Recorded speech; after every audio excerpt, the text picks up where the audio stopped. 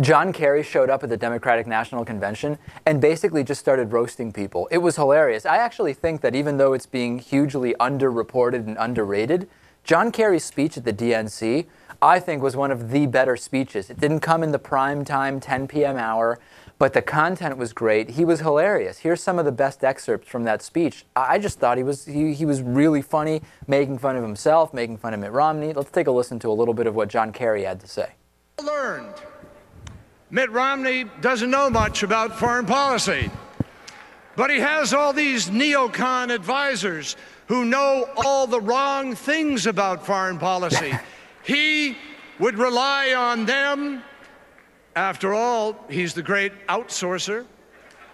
But I say to you, this is not the time to outsource the job of commander-in-chief.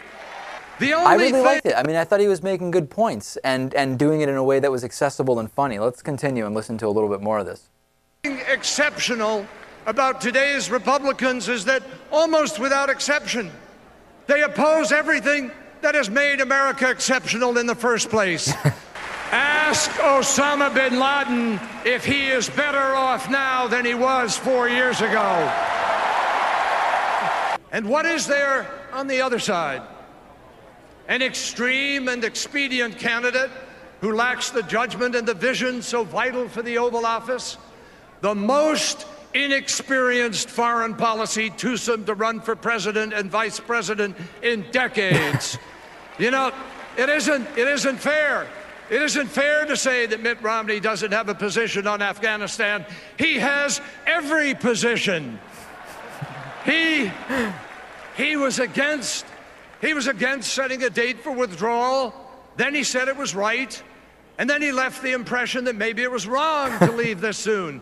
He said it was tragic to leave Iraq. And then he said it was fine. He said we should have intervened in Libya sooner.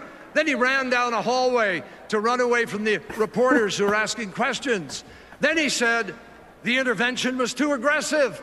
And then he said the world was a better place because the intervention succeeded. Talk about being for it before you were against it. Of course, referring to himself, Lewis, being called a flip-flopper back in 2004 for having an actual nuanced position on, and saying that horrible line, if I was for it before I was against it, or vice versa. And then a little bit more, he really was good.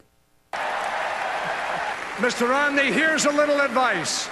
Before you debate Barack Obama on foreign policy, you better finish the debate with yourself. For Mitt Romney, an overseas trip is what you call it when you trip all over yourself overseas. You know, it wasn't a goodwill mission, it was a blooper reel. He's even blurted out the preposterous notion that Russia is our #1 geopolitical foe. Folks, Sarah Palin said she could see Russia from Alaska. Mitt Romney talks like he's only seen Russia by watching Rocky IV.